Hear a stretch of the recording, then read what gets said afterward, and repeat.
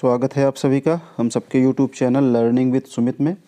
इस चैनल पे हम लोग फंडामेंटल ऑफ मैकेनिकल इंजीनियरिंग पढ़ रहे हैं और आज एक टॉपिक आपके लिए लाए हैं, प्रूविंग रिंग्स। मेजरमेंट का टॉपिक है और ये जो बीटेक के स्टूडेंट हैं या डिप्लोमा के स्टूडेंट हैं सभी के लिए बहुत ही इम्पोर्टेंट है। और इस टॉपिक को बहुत ध्यान से हमारे साथ आप समझिए। एक बार ध्यान से समझेंगे तो प्रूविंग रिंग्स का कॉन्सेप्ट आपके समझ में आ जाएगा। तो मेजरमेंट में हम लोग प्रूविंग रिंग्स को यूज करते हैं फोर्स मेजरमेंट में। किस में यूज किया जाता है? ये यूज किया जाता है फोर्स मेजरमेंट में। फोर्स मेजरमेंट, ठीक है। तो फोर्स का मेजरमेंट कैसे करते हैं प्रूविंग रिंग्स की हेल्प से, इसको ज़रा हम लोग समझते हैं। इसके लिए यहाँ पे एक डायग्राम पहले से हमने बना रखा है और ये एक स्टील रिंग होती है। जो प्रूविंग रिंग है इसमें जो मटेरियल यूज करते हैं, कौन सा मटेरियल यूज करते हैं? Steel rings. ये यहाँ पे मैंने पहले से लिख रखा है, इसको अभी हम आपको डिटेल में एक्सप्लेन करेंगे। पहले ज़रा इसका कंस्ट्रक्शनल पार्ट हम लोग देख लेते हैं कि कौन कौन से कंपोनेंट्स हैं। तो इसमें जो सबसे टॉप पे आपको दिख रहा है, ये टॉप पे यहाँ बना हुआ है, इसको बोलते हैं एक्सटर्नल बॉस। एक्सटर्नल बॉस मैं यहाँ पे लिख दे रहा हूँ इस कंपोनेंट का नाम, एक्सटर्नल बॉस। ये एक्सटर्नल बॉस है, ठीक। और यहाँ पे ये जो नीचे आपको दिख रहा है, इस कंपोनेंट का अगर हम नाम लिखेंगे तो इसको बोलेंगे हम लोग इंटरनल बॉस। ये इंटरनल बॉस है। ध्यान से समझिएगा, एक बार आप समझ लोगे अच्छे से तो ये कॉन्सेप्ट क्लियर हो जाएगा, फिर आपको कोई दिक्कत नहीं होगी एग्ज़ाम में। आप आसानी से प्रूविंग रिंग को एक्सप्लेन कर लोगे। ये जो आपको एक वर्टिकल लाइन के फॉर्म में यहाँ पे दिख रहा है, इसका नाम होता है रीड। ये वाइब्रेटिंग रीड होती हैं, इसको बोलते हैं रीड। और ये वाइब्रेट करती हैं इसलिए इसको बोलते हैं vibrating read. Vibrating read, vibrating read. और ये जो सर्कल आपको दिख रहा है, यही वो प्रूविंग रिंग है जिससे हम लोग फोर्स का मेज़रमेंट करते हैं। तो इसको आप कह सकते हो प्रूविंग रिंग। प्रूविंग रिंग ये।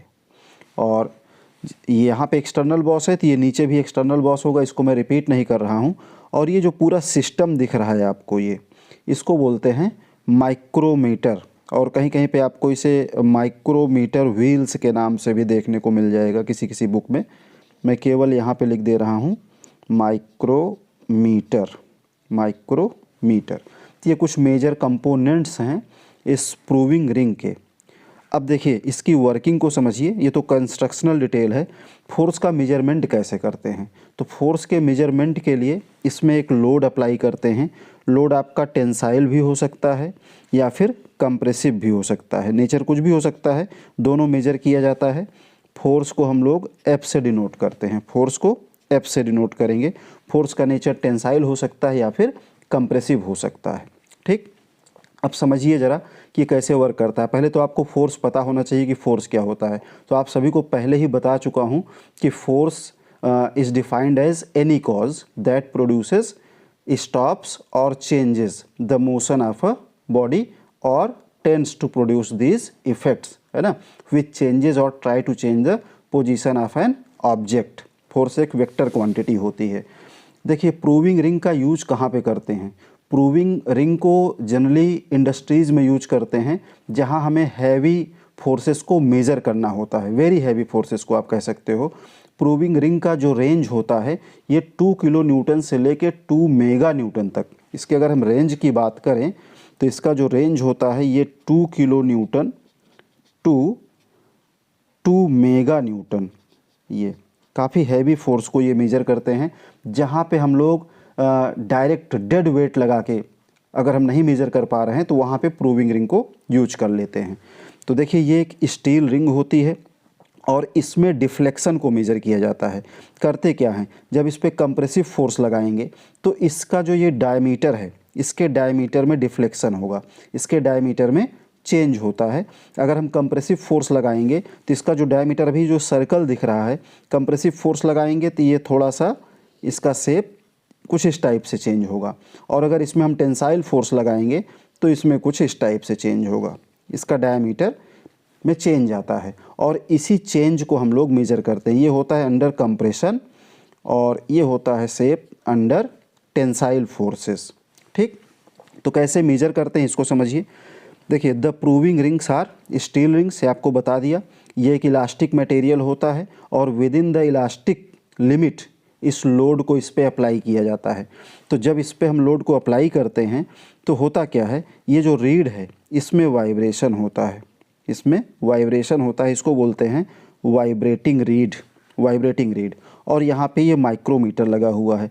माइक्रोमीटर को क्या करते हैं, यहाँ से एडजस्ट करते हैं इसकी हाइट को, इसको हम ऊपर की तरफ ले जा सकते हैं, ऊपर की तरफ ले जाके इसके कांटेक्ट में ले आते हैं, इसके कांटेक्ट में, इन दोनों को कांटेक्ट में लाते हैं। तो देखिए कैसे इससे एक अननोन फोर्स को मेजर करते हैं। An unknown force is measured by applying the force to an elastic member. Elastic member मतलब ये जो स्टील का मेंबर है, ये जिस पे हम लोग लोड अप्लाई कर रहे हैं, ये इलास्टिक मेंबर होता है।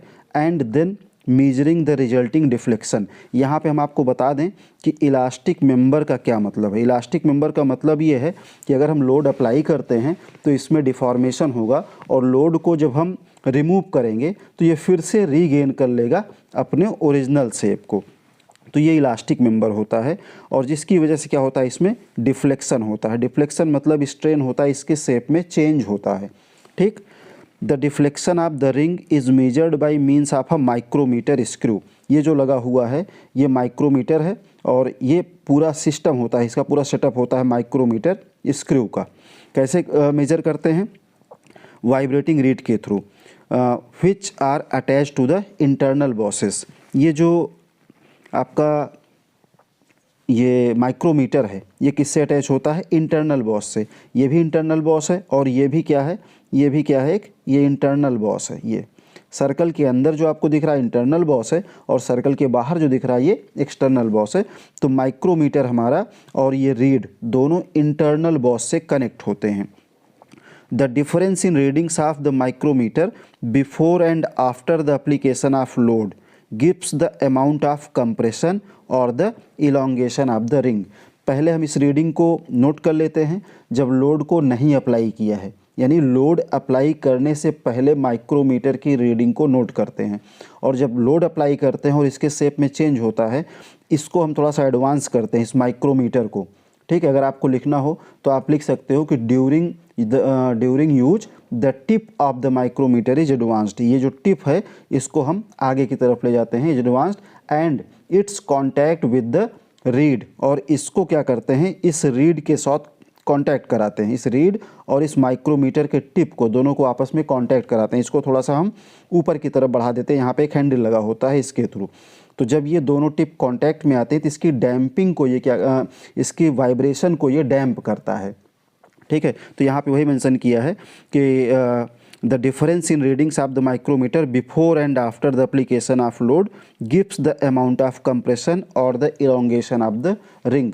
जो रीडिंग बिफोर और आफ्टर की आती है, इन दोनों का जो डिफरेंस होता है, उसी डिफरेंस से हमें पता चलता है कि कितना कंप्रेशन हुआ है या फिर कितना इलोंगेशन हुआ, यानी कि इसमें कितना डिफ्लेक्शन हुआ है। और उसके बाद क्या करते हैं, इस डिफ्लेक्शन को हम फोर्स में कन्वर्ट करते हैं। फोर्स में कैसे कन्वर्ट करते हैं, इसके लिए एक कैलिब्रेशन इक्वेशन होता है और कैलिब्रेशन इक्वेशन को यूज करके ही हम इस डिफ्लेक्शन को फोर्स में कन्वर्ट कर लेते हैं और उसके बाद हम रीडिंग को नोट करते हैं। और इसको एक दूसरा मेथड भी होता है, सेंसर, LVDT होता है, लीनियर वेरिएबल डिफरेंशियल ट्रांसड्यूसर। यहाँ पे एक ट्रांसड्यूसर लगा के भी हम सेंसर के थ्रू भी इसको मेजर कर सकते हैं कि इसमें कितना डिफ्लेक्शन हो रहा है और फिर उसको हम फोर्स में कन्वर्ट कर लेते हैं।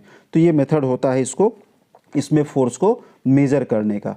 ठीक है, तो आप इसे अपने नोट्स में नोट करिएगा, जो यहाँ पे लिखा हुआ है इसका स्क्रीनशॉट लेके, और मेथड को भी आप एक्सप्लेन कर दीजिएगा कि जब हम इस माइक्रोमीटर के टिप और इस वाइब्रेटिंग टिप दोनों को आपस में कांटेक्ट में लेके आते हैं तो ये इसके वाइब्रेशन को डैम्प करता है और उस समय इसकी रीडिंग को हम नोट कर लेते हैं। और बिफोर जो रीडिंग है यानी लोड अप्लाई करने से पहले और लोड को अप्लाई करने के बाद जो रीडिंग आ रही है, दोनों रीडिंग के डिफरेंस को जो दोनों रीडिंग का डिफरेंस है वो डिफरेंस हमें कंप्रेशन या इलोंगेशन दे देगा और फिर उसको हम लोग क्या करेंगे, उसको हम फोर्स में कन्वर्ट कर लेंगे by converting deflection into force. और किस मेथड से? एक कैलिब्रेशन इक्वेशन होता है, उसी इक्वेशन के मेथड से। और देन हम इस प्रूविंग रिंग की हेल्प से फोर्स का मेजरमेंट कर लेते हैं। अगर हम इसके रेंज की बात करें तो इसका जो रेंज होता है ये 2 किलो न्यूटन से 2 मेगा न्यूटन तक इसका रेंज होता है। और ये जो प्रूविंग रिंग्स हैं, है ना, ये बहुत ही एक्यूरेट होते हैं। मतलब अगर हम इस रिंग की स्टेबिलिटी की बात करें तो the rings are very stable and accurate to ±0.1%। ठीक है, ±0.1% ये इसकी एक्यूरेसी होती है। इससे ज़्यादा इसमें डिफरेंस नहीं आता है, ये इसकी एक्यूरेसी है।